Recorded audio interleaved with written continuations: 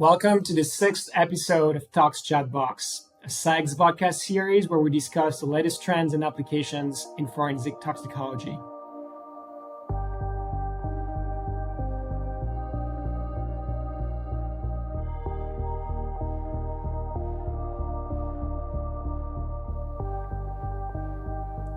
I'm Pierre Negri from SciEx, and in today's episode, we're going to talk about the benefits of an alternative fragmentation technique such as electron-activated dissociation on the ZenoTOF 7600 system for the characterization and structural elucidation of novel psychoactive substances and their metabolites. And today we're joined by Peng Che.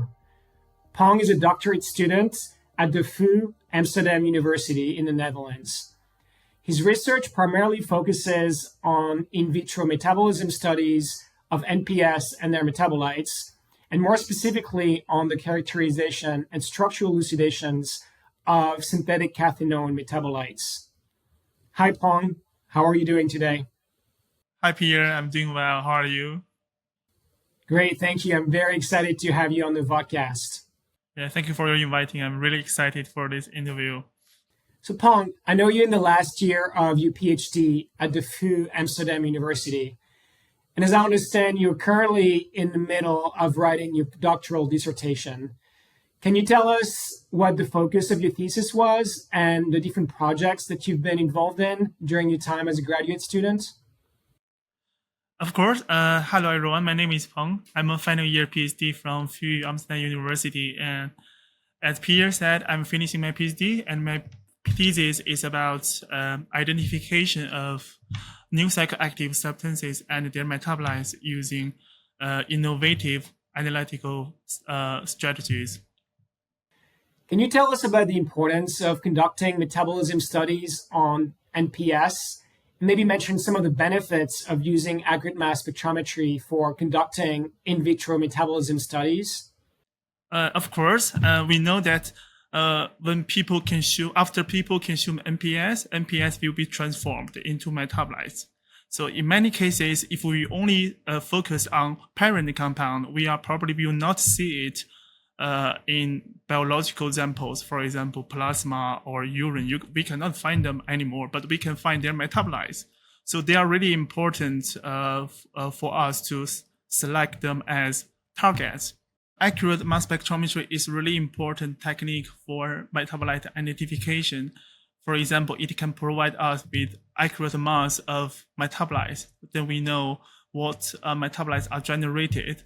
Also, from a MS perspective, it can give us accurate MS value, and we can use these values to derive the elemental compositions of product ions, and finally, we can use this information for structural elucidation of metabolites.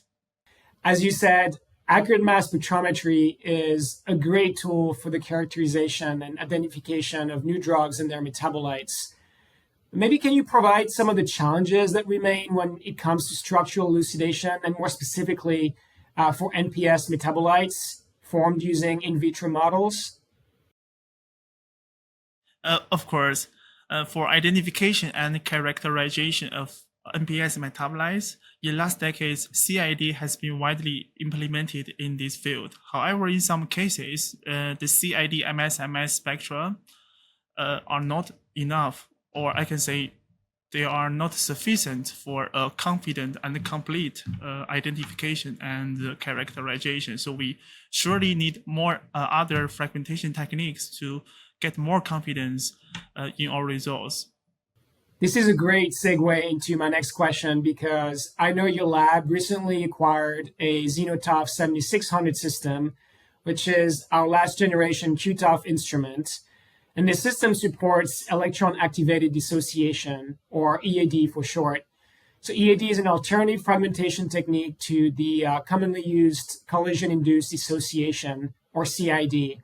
And I was wondering if you could share how you are leveraging EAD on the ZenoTOF 7600 system for your NPS metabolism work, and more specifically, how it relates to your work using synthetic cathinones.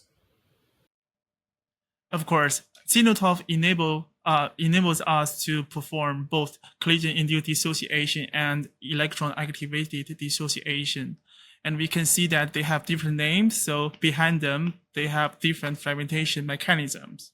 So if we perform both EAD and CAD, we can see potential different product ions. And we can then use these product ions for structural characterization of our metabolites. And at the end, we will gain more confidence in your results. Great, Peng. It's very exciting. And it's really opening new doors for the characterization of drugs and metabolites.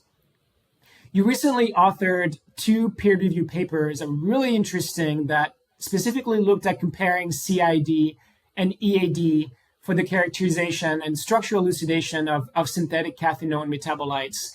Can you maybe tell us a little bit more about these publications and discuss some of the findings? Yes, last year we published a paper, and in that paper we combined both CID and EAD into metabolite identification workflow.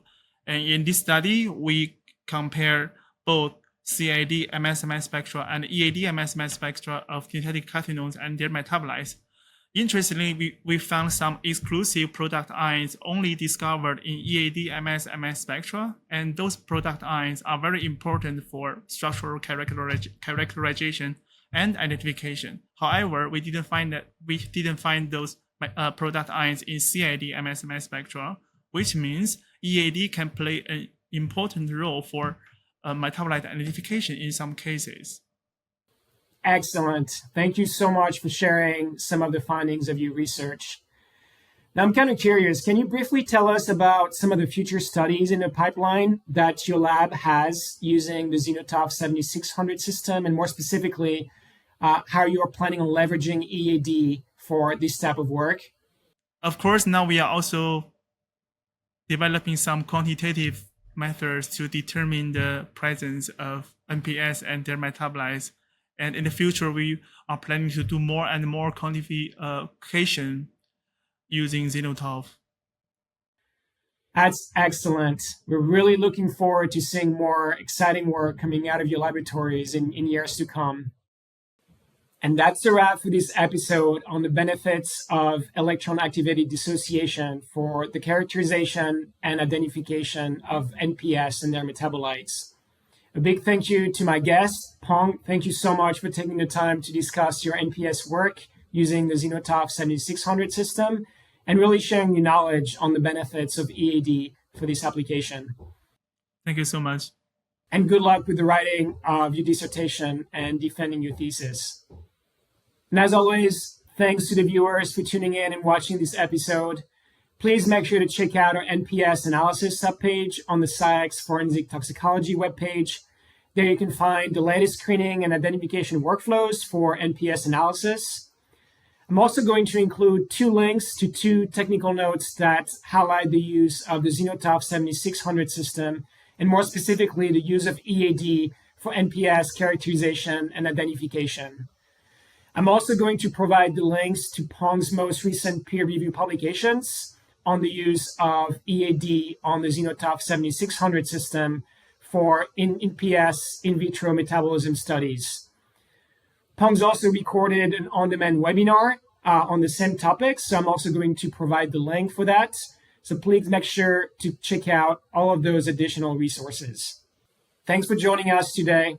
In the next episode, we'll be joined by Dr. Alberto Salomone, who is the laboratory supervisor at the Regional Center of Anti-Doping and Toxicology in Turin, Italy.